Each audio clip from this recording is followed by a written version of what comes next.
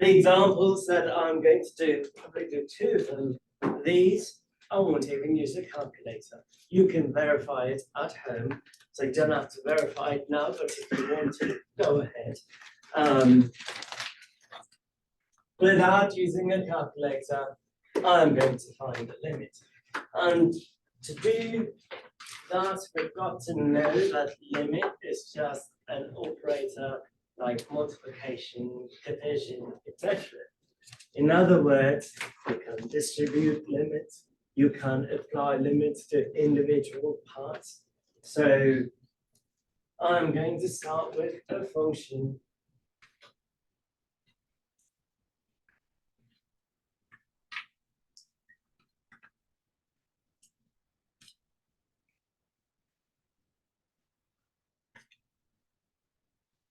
that from algebra that has a name.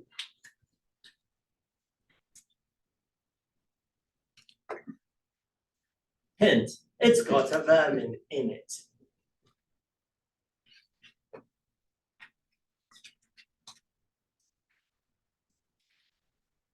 What is New York's famous vermin? Rat. Okay, think of this now. Quadratic? How is a rat? Oh, quadratic. Okay, got it. You're right. Rational function. So we call it a rational function because it's got a numerator, denominator as a ratio. I want to find the limit as x keeps on going toward infinity. Well, the algebraic way of doing this without a calculator is to pull the leading term out. So I'm just going to pull x cubed out. If x cubed comes out, what are you left with? 3 plus x squared. Just x squared, or is it x squared divided by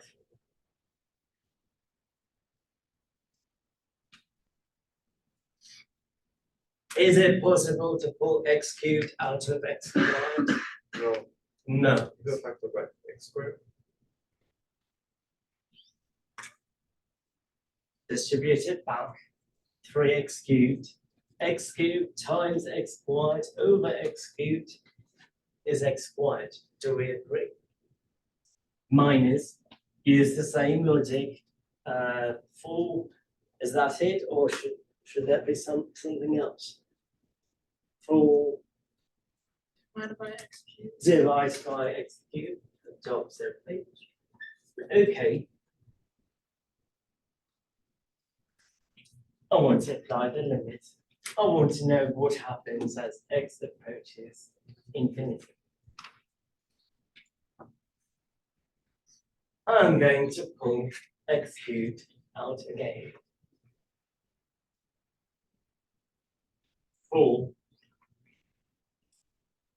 You tell me, what is the second term?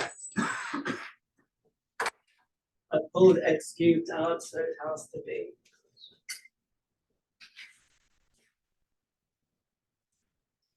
X over x cubed. Very good, Paul. X over x cubed. And what about the last term? 1 over x cubed. Good. Those two will go away. Properties of limits. If you are taking the limit of a rational function, you can apply the limit to the numerator, apply the limit to the denominator. So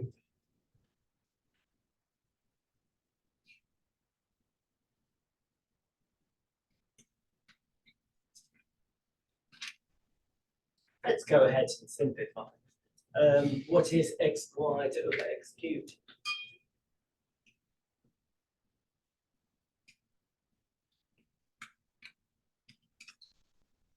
X to the school x to the power of minus 3. Huh? Is it? power of 2 minus 3. Okay, x to the power of 2 minus 3, what way was it? Is it x to the 2/3? 2/3, okay. Oh, So Rolf here says 2 minus 3. Thomas says 2/3. One of them is correct.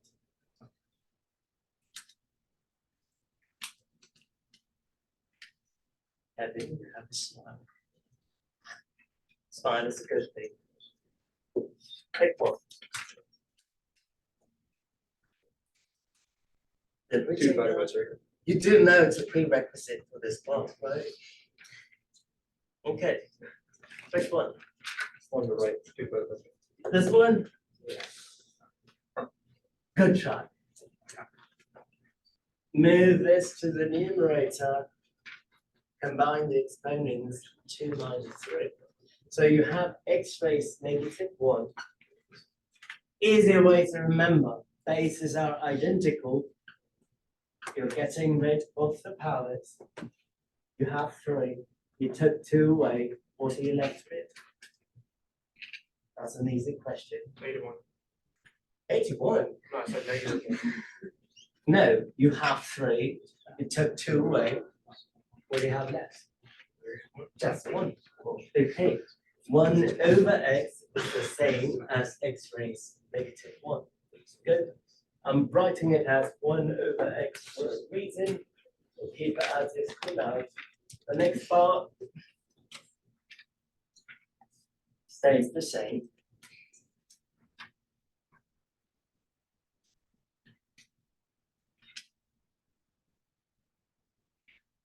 Or let's see if you can use the same logic. X same as x raised 1. You have x raised 1 divided by x cubed. What would it reduce to?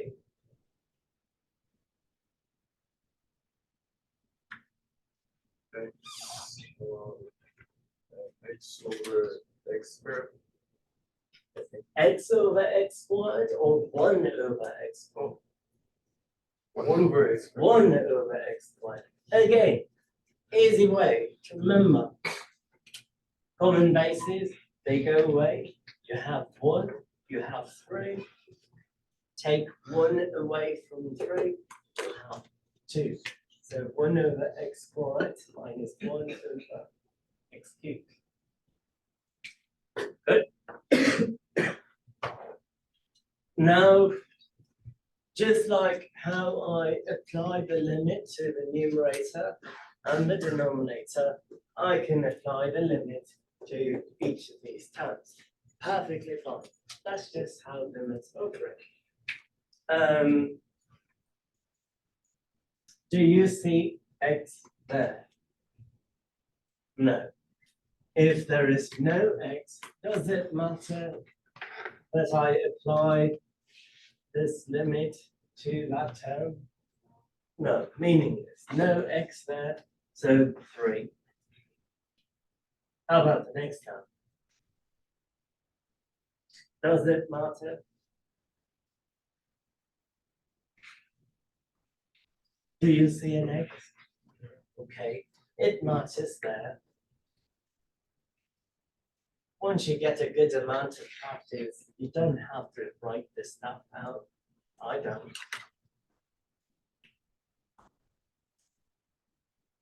I'm doing it to demonstrate that you can apply limits to individual terms. Same logic. Would the limit affect the number 4? Yes or no? No, there is no x.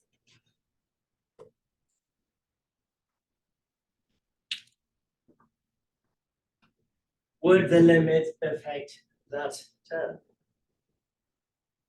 Yes.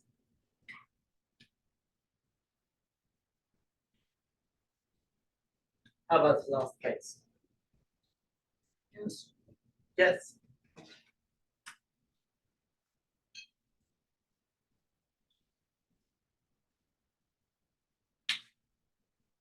Good.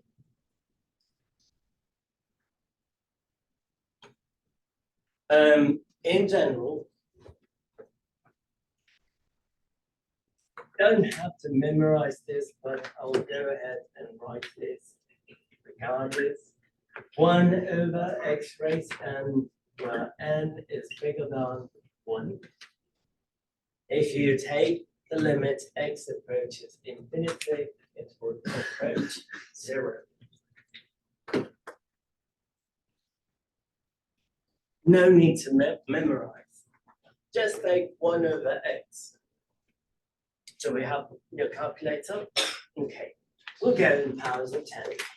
So 1 divided by 10. What do you get?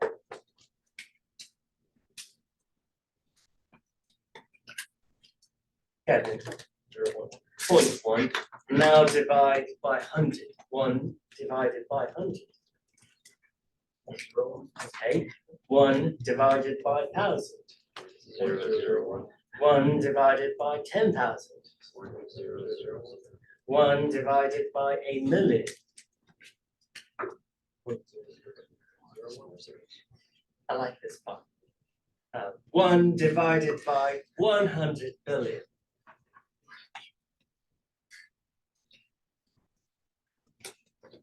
No one wants to take up the challenge. 0, 0, 0. Okay, good.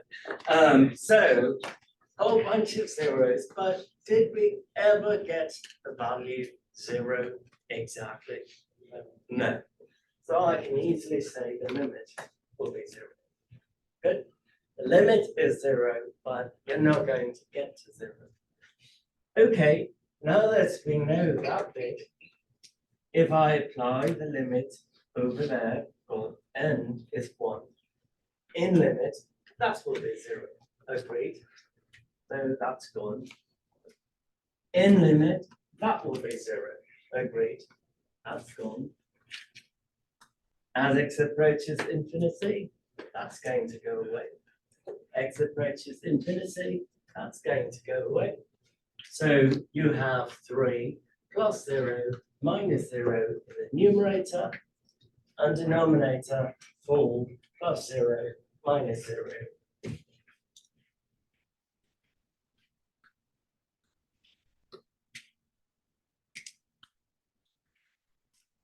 So the limit is 3 over 4. Good. I want you to try this at home. Try the tabular approach that we went over. Try the graphical approach. Both or one of those, you will see you will get closer and closer to 0.75, but it will never equal 0.75 as x gets bigger and bigger. Good. So, is there a term for the rule that you found? This one, Yeah, is there a term for it? No, it's just the limit of that. You plan on taking calculus? Are you planning on taking calculus? Planning on? Maybe. Well, if you are in calculus 2, but does it have the name harmonic term in a harmonic series when n is 1? But beyond the scope of this class, are we clear? Okay.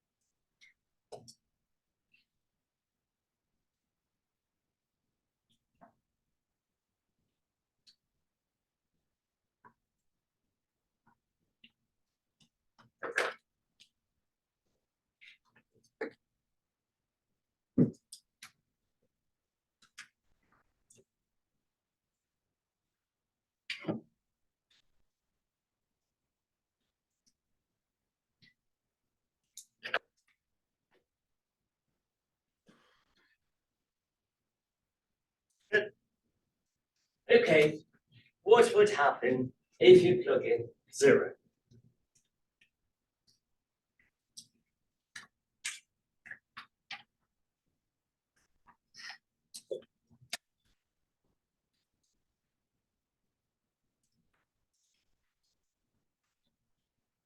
As x approaches 0, what do you think the answer will be? You can use your calculator this time. So here I have graphed it already. Let's just hope that it doesn't freeze.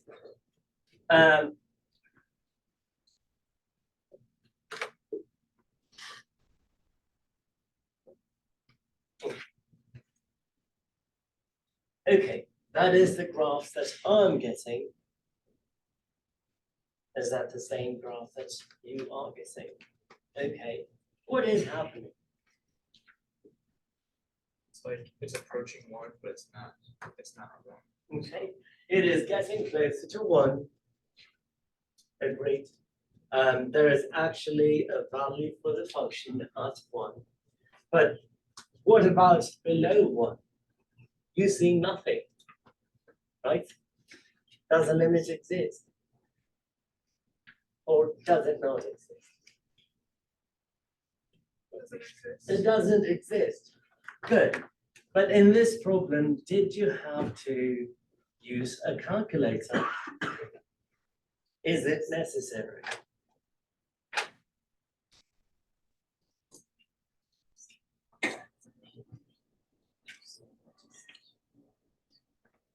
Well, it slowly moves up. You can tell me.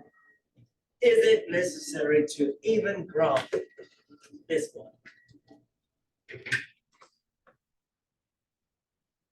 Brock says no. Why not, Brock?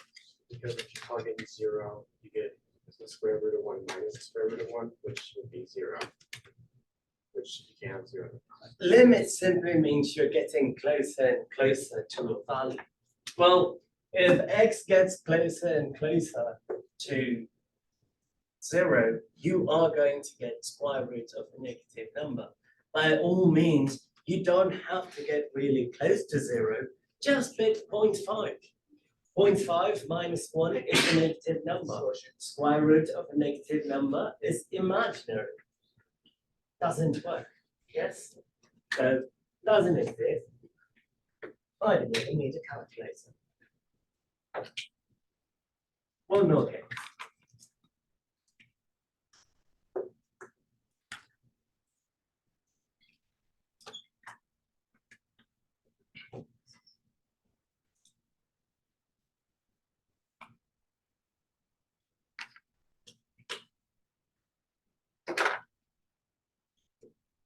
I change the second term, square root of x minus 1 to 2, and I change the limit from 0 to 1. I could have kept it at 0, but I just wanted to do 1 instead.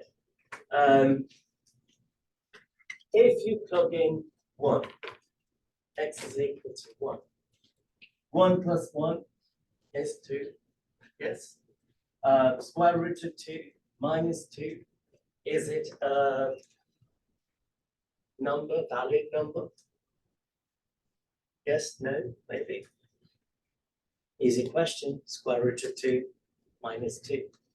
Yes. Yes. What is that answer?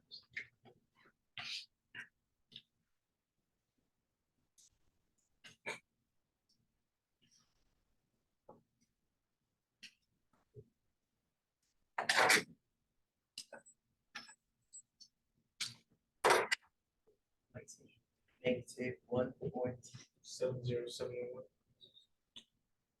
Okay. Great. Did you need a calculator? No. Reason being, no asymptotes, nothing, proper function, even though we have a square root. One more case.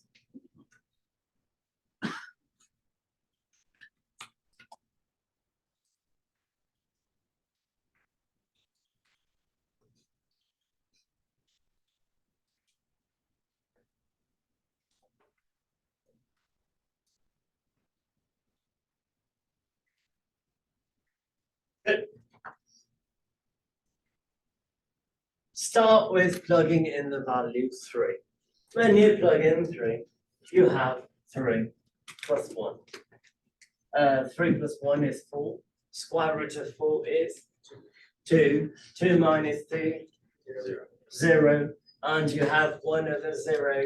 And you'd say, I'm not doing baby algebra anymore. I'm doing elementary calculus. 1 over 0 is infinity. Naturally, that's what you're going to come to as a conclusion. Pick up your calculator, sketch that, and see if you have an asymptote at 3.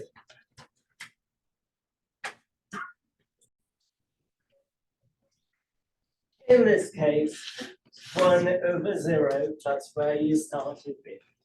So you would end up getting infinity. So as x approaches 3, you will head toward infinity. Does the calculator show you going up and going down, or going in both directions? There is an asymptote. Is it going toward infinity on both sides? Is it going towards negative infinity on both sides, left and right? Or is it going up in one direction, down in the other? Up in one and down in the other. Without a calculator, we plugged in 3, we knew, oh, it is undefined, we know it means infinity, I have positive infinity.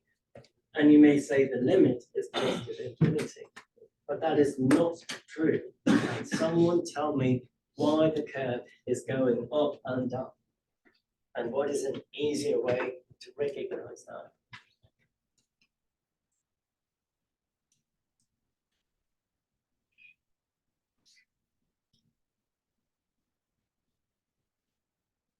When you take square root of 4, what would that be? Is it always 2 or is it plus or minus 2? I guess it's 2. You guess it's 2. So no, it is not 2. Square root of 4, is it plus 2 or is it plus or minus 2? Plus 2. Plus or minus. It is plus or minus 2. Well, if this is minus 2, you have 1 over negative 4, correct? That is a negative number. So there is a possibility that you could end up getting a negative value. So don't jump to conclusion. This is a case where you need a calculator to verify your answer. So from one direction, right hand side, the curve is going to go up. Yes?